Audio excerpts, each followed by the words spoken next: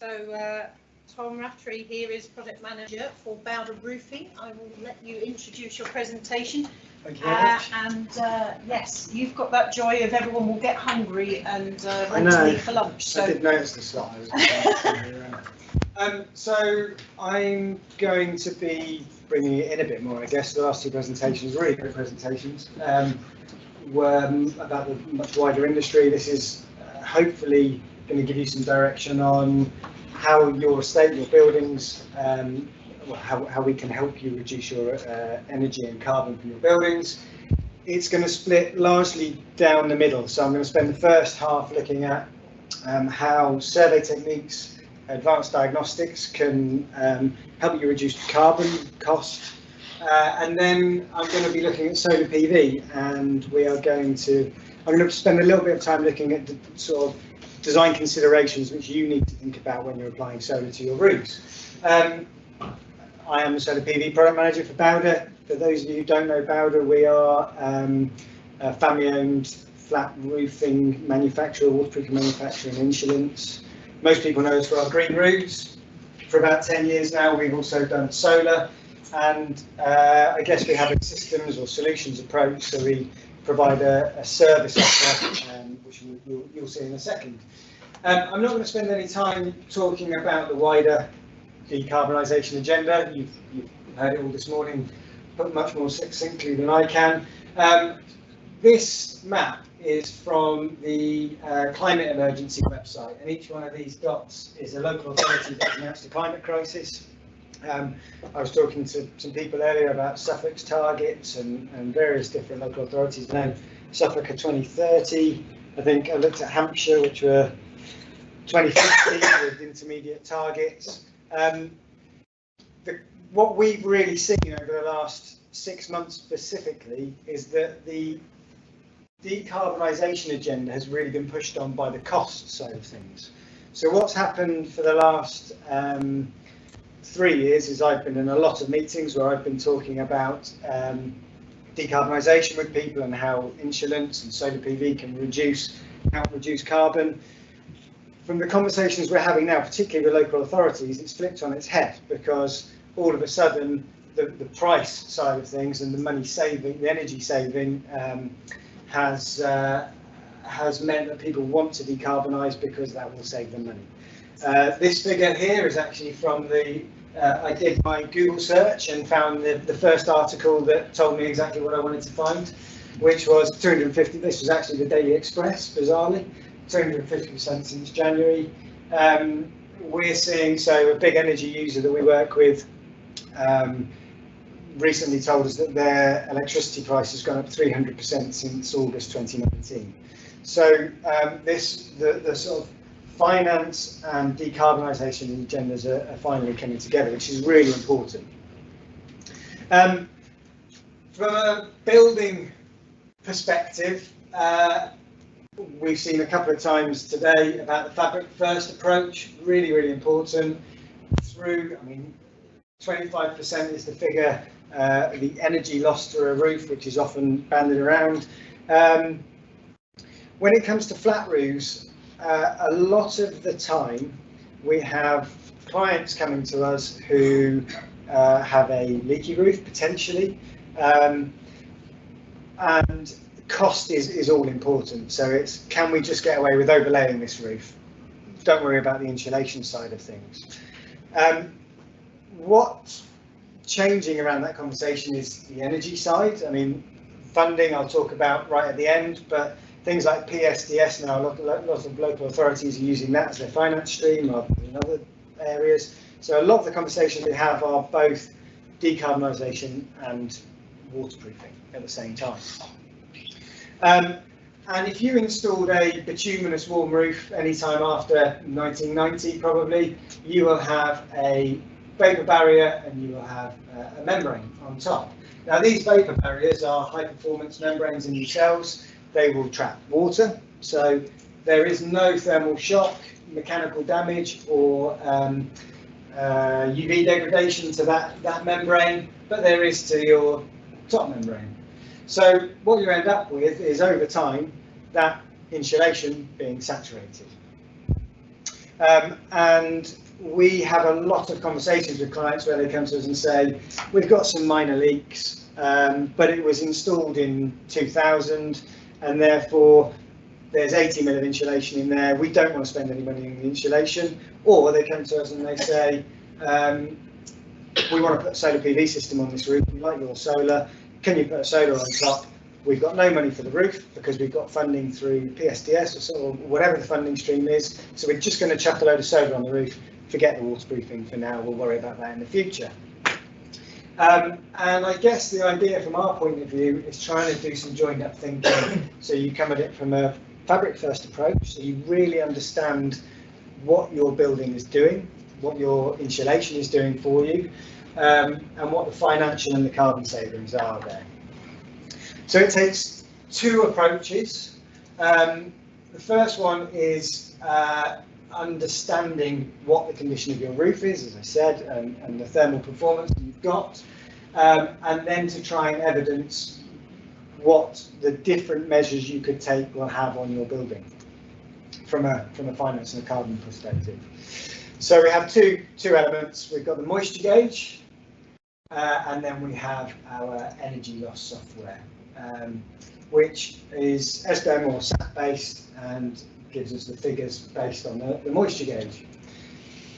And what the moisture gauge is a really advanced diagnostic tool where using I can't think of the word, but basically it tells us exactly how much moisture there is in the insulation in the roofing build-up. So it's much more accurate than using things like thermal imaging because we can do it at any time, and it's not impacted by any surface finishes. So ultimately we can tell you exactly how much of your roof is saturated or not saturated. We know what thickness the insulation is, so we have really good data for you when you're making your decisions around how much your current insulation is giving you a value and how much it can do. So what you've got in this image here is these areas in red are basically saturated, and then you can see what it does. Basically anywhere that you don't have colouring, there's no moisture in the insulation. And what we found through analysis, this is called the Carbon Dashboard, which is a very simple SAP or SBM based software. You will often have yourselves much more complex software to work out energy savings in buildings, but the idea behind this is to give you a quick, verifiable data set so you can make decisions. And the sort of interesting thing that comes from it is if you've got saturated insulation, whether that be a PIR or whether it be mineral wool or whatever it is, it's basically giving you no thermal performance at all. And when you then start to look at things like moving to the electrification of everything, moving to heat pumps with low flows, it's really important that we're insulating those buildings properly, particularly with public buildings such as schools and offices where you've got big flat roof areas. Lower level, your roof is going to have a really big impact on your thermal efficiency of your building. So we can then say, right, you've got 40 millimetres of insulation, you overlay the whole thing, and this will be your thermal performance. You cut out the areas that are saturated, you just put 40 millimetres back, this will be your thermal performance. You overlay the whole thing, this will be your thermal performance. And the idea then is that you can make really data-based decisions around your cost versus your carbon saving, so your carbon payback and your financial payback. I mean, there's I think I just mentioned it, but things like going from an 80 mil insulation to 120 millimetres of insulation will be very minimal, but that might be what your PSDS funding is trying to get you to do. But if you go from a saturated insulation to 120, it will have a massive impact. So the idea behind this is as I said, it's that data-based decision making. And then what we do is we tie that up with solar offering as well, and solar can be added into the software. So we can then say to you as a client, right, here are your options, and these are your paybacks from a financial, energy and carbon saving. And this was a school we did quite a few years ago now. They actually got the solar funded through a community energy society, and then the insulation and the re-roof was funded by the local authority. And you can see the figures there. Now, actually, these figures were worked out back in sort of 2017, 2016 probably. So the carbon saving would be the same. The financial saving now would be hugely, hugely different. So that's a very, very brief overview of, I guess, well, hopefully the importance of understanding exactly what your roof is doing for you. I'm now going to move on to solar. I'm sure you're all aware of solar and what it does. I'm not going to spend any time getting into photons and electrons today, but we're looking at basically, I'm not talking about solar thermal, we're looking at photovoltaic, so electrical energy from sunlight. And I'm specifically going to be relating it to flat roofs, but you could apply most of what I'm going to talk about over the next 10 minutes, 15 minutes to pitched roofs as well. And ultimately, with a solar PV system, you have some solar panels that will largely look like this on a mounting system, DC cable in, inverter, and into a distribution board fuse box. Depending on the type of building, that could be at roof level, your main fuse board. But ultimately, solar PV is a really simple technology which is easy to install, easy to maintain, easy to work out the costs and the paybacks, and has a very low impact on the building. So when you're looking at retrofit, I don't know if there's any M&E consultants in here today. Actually, I've already met one, so yeah. Often M&E consultants will choose solar PV as their, and most you'll see in the new Part L standard, solar is named as an allowable technology in there because solar is simple, easy to do. And much more so than many of the other renewables. It's not a silver bullet by any stretch. You should take a fabric first approach, but it can really, really have an impact on your carbon reduction.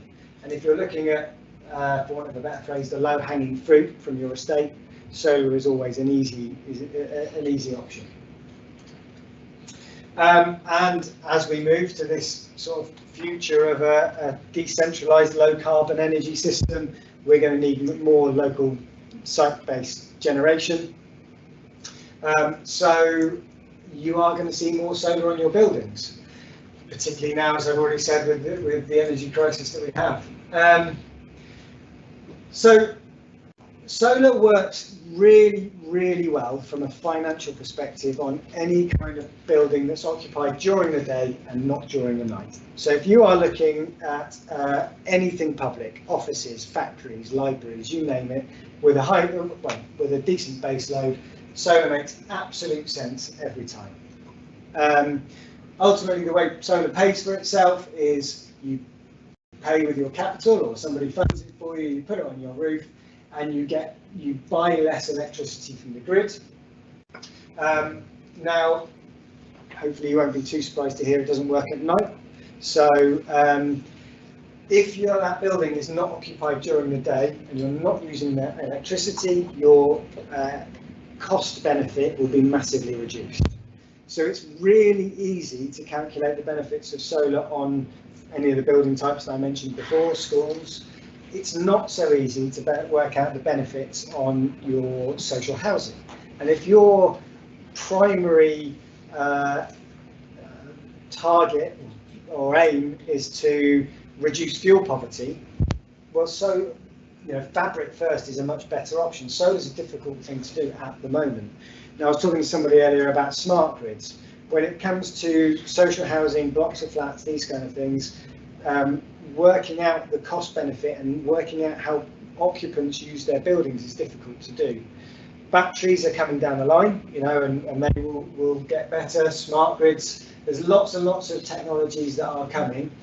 At the moment, financially, solar makes perfect sense on any public buildings. It's harder on your domestic.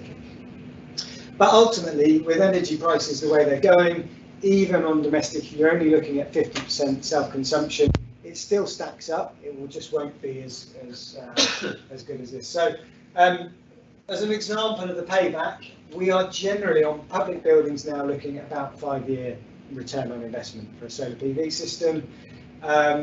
Most schools, most people now will be paying a minimum of about 22.5 pence for their electricity, and therefore they'll be making a payback in about 5 years.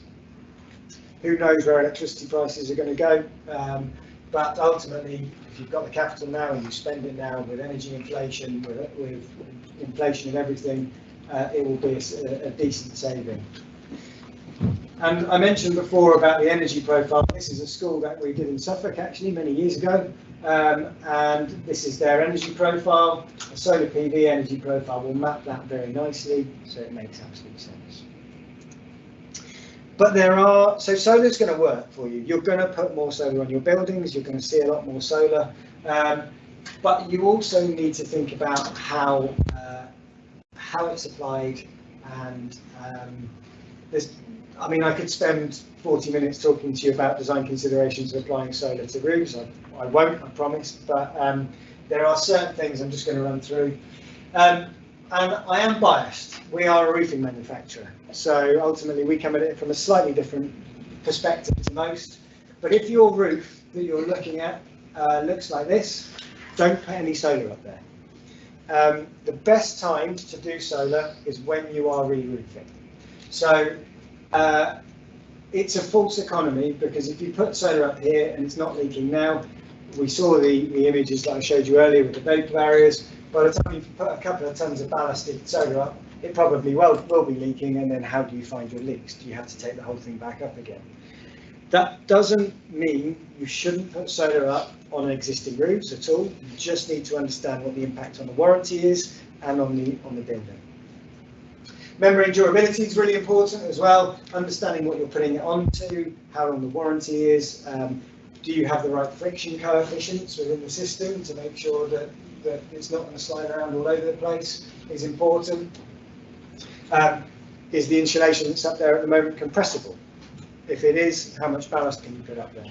And then the last one from a roofing perspective is your structural stability. We have seen numerous projects over the years, particularly on schools, it seems to be, where people were desperate to hit feed-in tariff targets, so they chuck a load of solar up and then get the structural back and find out that actually it can't take it. Solar PV systems these days are not that heavy. We'll have a look at it in a second. But a ballasted system is the most common way to install solar. A low ballast solution these days will generally weigh around 25 kilos to 30 kilos a square metre. So they're not that heavy, but you do need to be aware of the weight. The bigger thing from a roofer's perspective is what impact does that system have on the roof membrane and its warranties. So these plates here are a metal plate, they're straight on top of the waterproofing. This in itself is a good low-cost mounting system. All you need to make sure is that there is some kind of sacrificial layer between the mount and the membrane, because otherwise you will have this plate heating up to about 80 degrees during the summer and melting into the roof, and then all of a sudden your roof warranties are shot. So ensuring that you've got a sacrificial layer there is important. It's also really important to understand when you're installing any kind of flat roof mounting system as a retrofit, what impact it's going to have on the roof warranty, because you're effectively burying the membrane. Ultimately, 10 years down the line, if you have a leak, that PV system will have to come up to find any leaks. So make sure that that's covered off. The other two options for you are mechanical fixing, which you'll have to do really if it's over 5 degrees, if it's on top of a tower block, if you're on a coastal application. There's lots of really good bespoke mech fix systems out there, but they are going to be more expensive, they're going to be more time consuming. Often you find, this is a Nicholson IFP, which is what we recommend. We can find that the cost of the supply and installation of these is the same as the cost of the entire rest of the system in some applications. So avoiding mechanical, and you've got a risk, so avoiding mechanical fixing if you can is beneficial. And then the final one is non-penetrative bonded systems, which I am going to shamelessly sell you in a second. So there's a number of manufacturers out there now that will sell systems like that. Most common one for flat roofs will be ballasted. The next thing to consider is shading items. This here was a project. This is the roof plan we were given. And that's what it looked like on the roof. I'm not sure if there's anybody in here who recognises that roof. I won't name anybody. But ultimately, solar PV systems work in what we call strings. So you have around 18 to 20 panels connected in one string. They work as a power unit. If you have one panel in shade, it will act as a bottleneck and the efficiency of that system will reduce significantly. So avoiding shade, if it's a retrofit scheme, it's really easy. You get me up there or one of my colleagues, we go and do a survey, we tell you where the shade is, we don't put solar there. If we don't have that luxury, which is often the case particularly in new builds, well, there are various ways and means we can overcome that issue or reduce the impact. But as clients, as designers, please be aware, if you're looking at systems and you go up and you see a system like this, make sure you're talking to the contractors to find out what they've done about it, because it will significantly reduce. And then finally, your location. So you've got a few elements to this. Planning conditions, not such an issue really. Wind load is the biggest impact. New build, particularly these days, the targets are so onerous that we are getting squeezed all the time to try and use every square inch of space for solar. If you ever see a roof that looks like this and your panels are within a metre of the edge of the roof, then you've probably got a problem. So the key thing is to get a design done as early as possible, as you can, by somebody who knows what they're doing. But ultimately, as a general rule of thumb, you should never have panels within a metre of the edge of the roof, 1.5 metres, unless they're mechanically fixed. You also need to make sure that you've got safe access routes. So if you wanted to access this parapet to inspect it, you've got no chance. So your roof itself needs inspection and maintenance, as does your PV system. I was really pleased earlier to hear the mention of maintenance by Rupert Riesdale, because I reckon that's probably one of my biggest bugbears these days. And all of the systems, flat roof, PV, will require some kind of maintenance. Solar PV is low maintenance, but it still requires inspection, it still requires maintenance. And if there's one thing I can encourage all of you to do is write into your specifications maintenance, because if you don't, people won't do it. Particularly with schools, we see so many of the projects.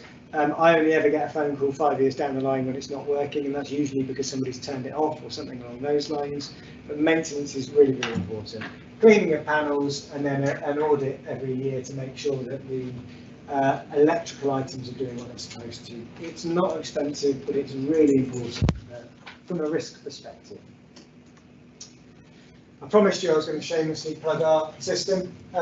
We do a zero ballast, zero penetration solution. We only install on powder roofs, and it's not a very innovative name I'll give you, but it's an innovative product, and it's lightweight, low cost, quick to install, low impact, and warranted with the roof.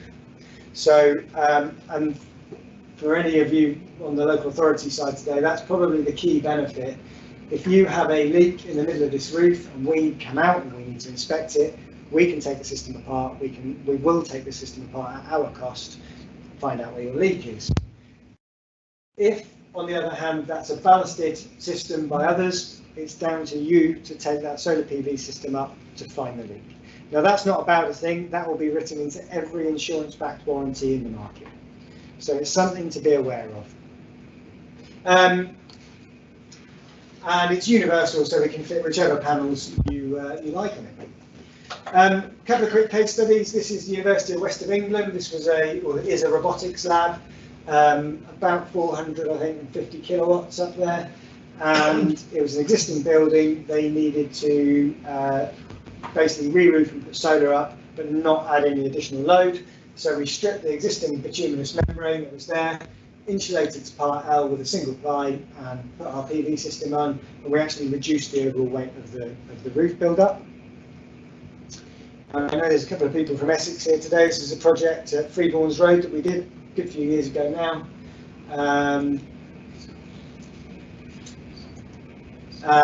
Just to give you sort of an idea, this was 200 kilowatts, I think 180 kilowatts, and would have provided largely the usage within the building. I focused today on retrofit applications, but if you really want to be right at the forefront of the best practice that you can do from a climate perspective, we've got a biodiversity crisis, we've got an energy crisis. There are solutions. This is a biosolar solution which combines a biodiverse green roof and solar PV system. They're much heavier, they're much more complex to install, they're much more expensive, there's more maintenance. So be aware of all those things. But if you do it right and you install a proper mounting solution with solar, with a green roof system which meets your biodiversity requirements and meets your biodiversity net gain requirements and is easy to maintain, they work really, really well.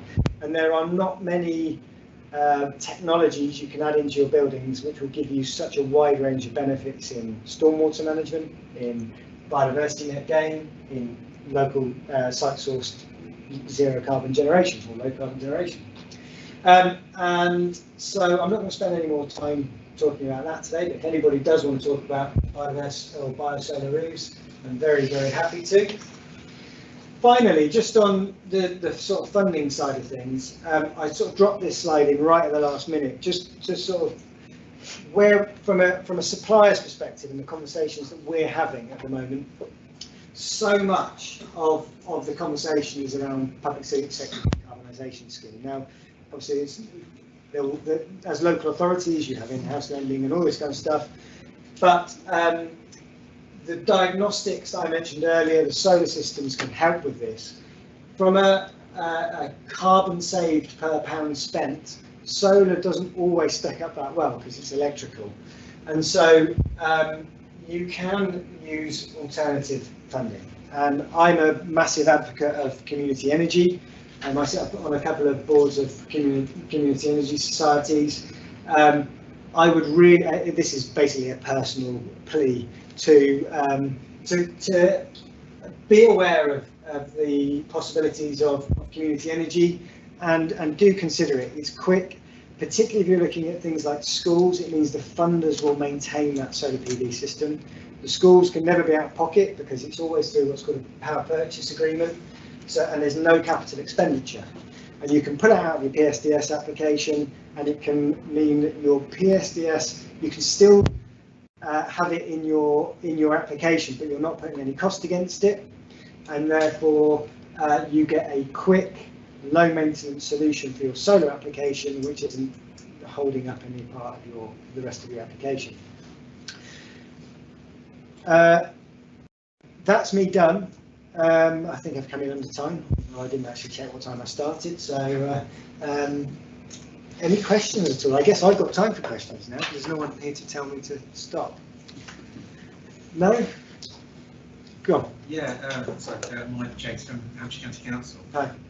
So when we're looking at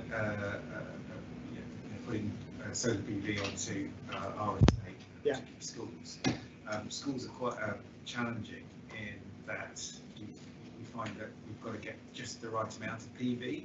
Yeah. Because if we put too much on, all we're doing is giving away free electricity to the energy providers over the summer period. Yeah. I was just wondering what your sort of on that one. So I would say that right now, actually, solar PV has become so competitive, as in from a return on investment perspective, that actually oversizing the system. Sorry, I jumped to questions because. No, you please carry on. So it's so competitive now that actually, if you're getting paid 7 pence, let's say by Co-op Energy or whatever, from the Smart Export Guarantee, you're better off now slightly oversizing if you can, because we are going to electrify everything, and you're much better off putting a larger system up now, on the basis that you will have EV chargers coming down the line. You will have electrification of other elements.